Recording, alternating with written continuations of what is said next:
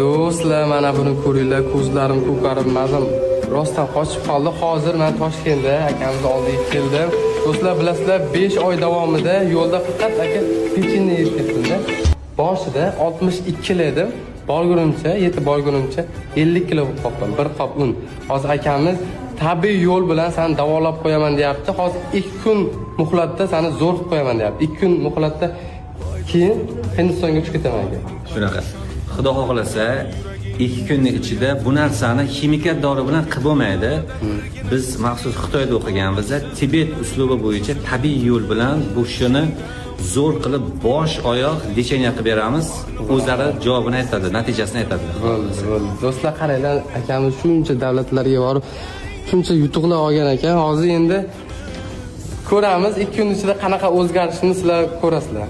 Inshaalloh do'stlar, ertadan keyin Hindistonga uchib ketaman. Hozir men